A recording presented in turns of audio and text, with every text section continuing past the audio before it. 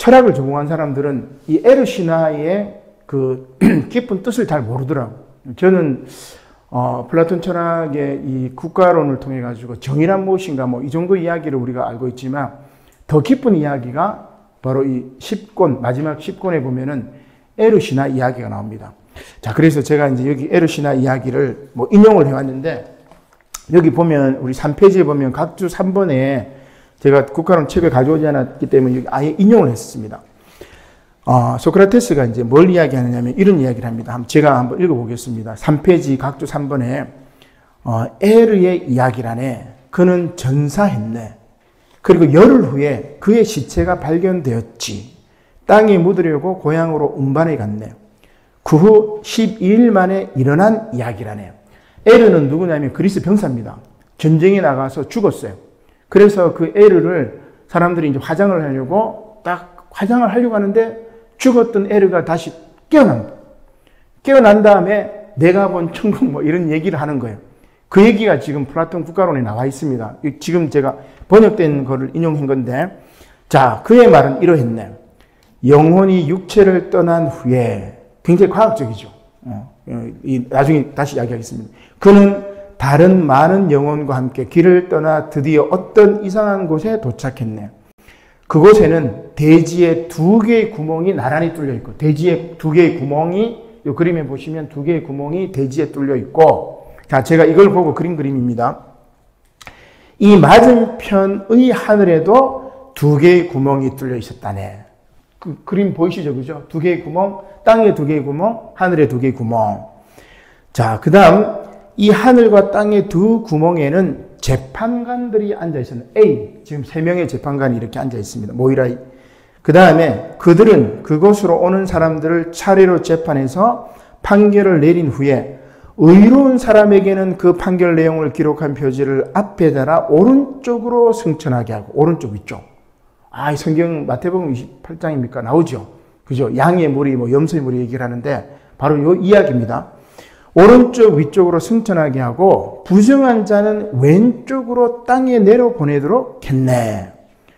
뭐 이런 이제 이야기가 나와요. 그 다음에 제일 마지막으로 이제 인용을 하면 중략 다음에 보면, 자, 이렇게 해가지고 형이상학 이야기를 지금 이제 쫙 얘기를 합니다. 이걸 제가 다시 좀 더 이야기를 하고, 자, 마지막에 이제 이렇게 소크라테스가 이야기합니다. 만일 우리가 이 이야기를 믿는다면, 에르가 보았던, 자기가 죽어서 보았던 요 세상을 믿는다면, 그것은 또한 우리를 구제할 걸세. 그리고 우리는 레테의 강을 무사히 건너 영혼을 세속에 더럽히지 않게 될 걸세.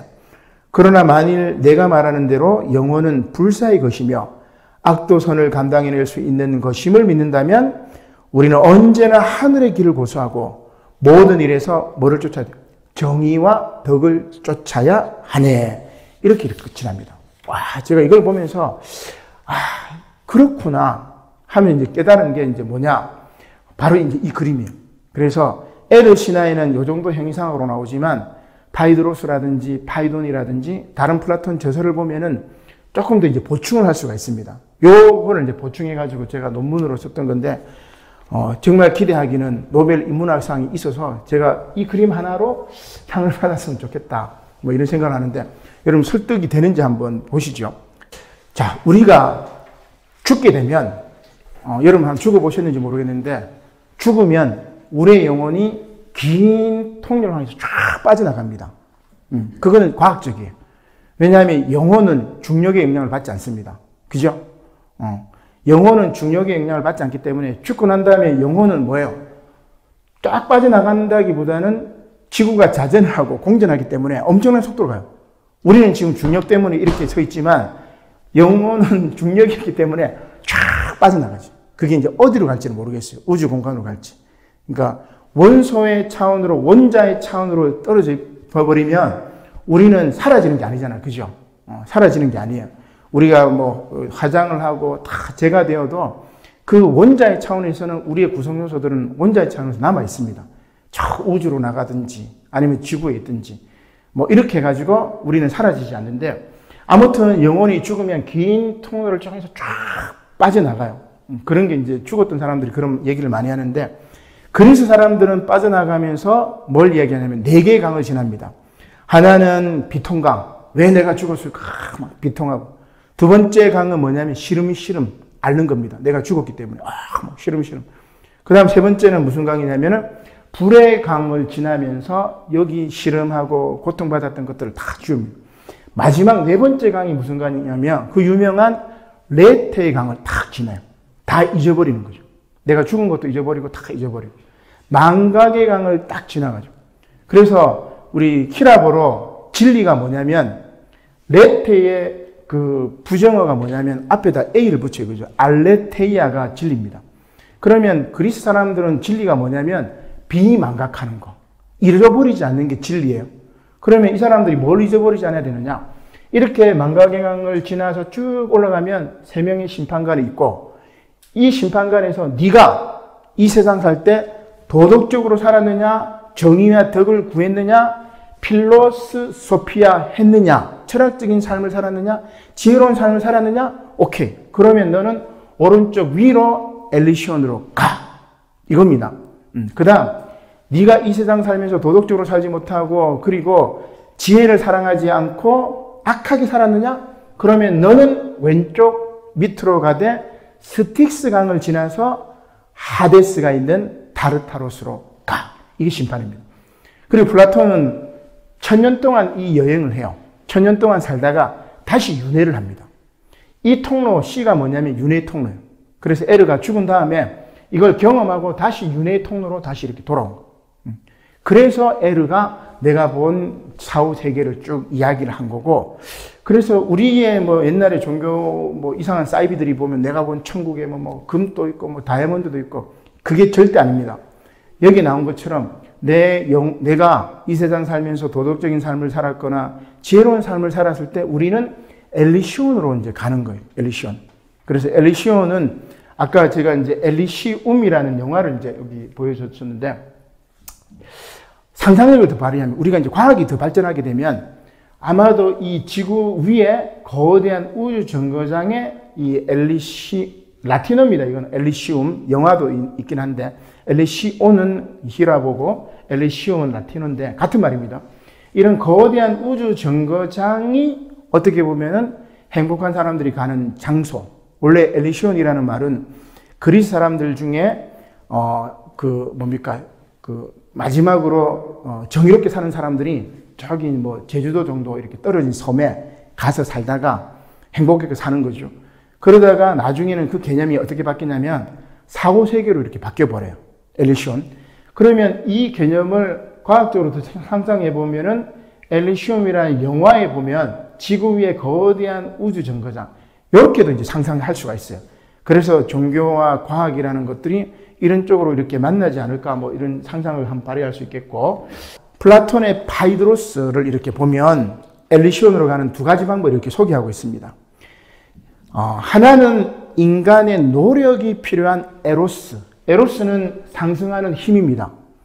우리 이제 에로스는 두 가지 개념이 있어요. 우리 이렇게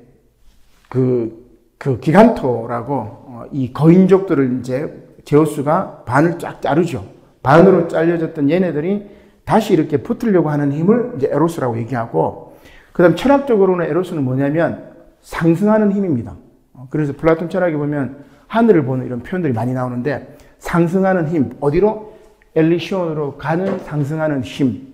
그 힘을 누가 주느냐면은 바로 여기 나와 있는 4명의 그리스 신들이 줍니다. 그 신은 명지적 에로스, 제우스. 그죠? 지혜로 갈 수 있는 거. 그 다음에 투쟁적 에로스, 아레스. 그죠? 군인, 왕적 에로스인 헤라, 봉헌적 에로스인 아폴론, 종교적 헌신. 이런 노력이 있으면 내가 엘리시온으로 갈 수 있어. 천국으로 갈 수 있어. 극락으로 갈 수 있어. 뭐 이런 얘기고. 반면에 또 하나 신이 나에게 주는 광기가 있습니다. 테이아 마니아라고 이야기를 하는데, 신이 나에게 광기를 주는데 이 광기가 우리 이제 정말 미치는 것보다 신적 광기라는 것은 굉장히 황홀경이라든지 좀 달라요. 그냥 미치는 거하고 다릅니다. 마니아라는 게. 신이 나에게 주는 이 광기를 통해서 엘리시온으로 갈 수 있는데, 그거는 여기도 또 4가지가 있습니다. 하나는 뭐냐면 아폴론의 예언과 전복을 얘기하는 아폴론이 주는 광기가 있고, 디오니소스의 제의적 정화적 관계가 있고, 그러니까 이 디오니소스 신화가 기독교에서 굉장히 많이 받아들인 거죠. 어떻게 보면 그걸 극복하기 위해서 넘어서기도 했지만, 디오니소스 이 축제, 그리스 신화에 나중에 비극할 때 나오기도 하는데, 자, 그 다음에 뮤즈 여신의 음악 시적 관계. 이게 그래서 뮤즈 여신은 제우스가 올림푸스의 주도권을 장악하기 위해서 3번의 전쟁을 경험합니다. 첫 번째는 뭐냐면 타이탄과 전쟁하죠. 티타노마케이라고 얘기를 하는데, 자기 삼촌뻘이죠. 티타노마케이에서 그들을 물리치고, 그 다음 두 번째는 기간토마케이아, 거인족들하고 싸워서 주도권을 잡고, 세 번째는 타이푸노마케이아라고 이 지중해 지역의 태풍하고, 그러니까 자연과 싸워서 이기는 거죠. 기간토는 이주민을 이야기하는 거고, 그 다음에 타이탄은 자기 윗대, 앞선 세대를 이야기하는 거고, 그 다음에 자연을 정복하고, 그 다음에 올림푸스의 주신이 되는데, 그 티타노마케이아 타이탄들을 제거한 다음에 뭘 하냐면, 내가 전쟁에서 이겼으니까 이것을 기념하기 위해서 뭐 하냐면, 무네모시네라고 기억의 여신하고 관계를 맺어가지고 9명의 여신을 낳습니다. 그게 뮤즈 여신. 우리 라틴어로는 이제 무사히라고 얘기를 하는데, 서정시, 비극, 희극, 천문학, 이 9명의 여신을 딱 출산한 다음에 그 여신이 자기가 이겼던 티타노마케이아의 그 승전가를 부르도록 이렇게 만들어요. 자, 이 뮤즈 여신이 주는 광기, 그걸 우리가 이제 뮤직회라고 이야기를 하는데, 거기에서 뮤직이라는 말이 이제 기원이 되죠. 아무튼 이런 식으로 가는 게, 내가 노력해서 가는 게 있고, 신이 주는 광기로 내가 엘리시온으로 가는 게 있어요. 그러면, 기독교의 타력권, 불교의 자력권, 물론 이렇게 나눌 수 있는 건 아니겠지만, 이게 이제 다 나오는 거죠. 그래서 이 에르 신화를 통해 가지고 종교 인문학의 핵심을 이렇게 저는 모색해 볼 수 있지 않을까, 이런 이제 이야기를 또 제안을 합니다.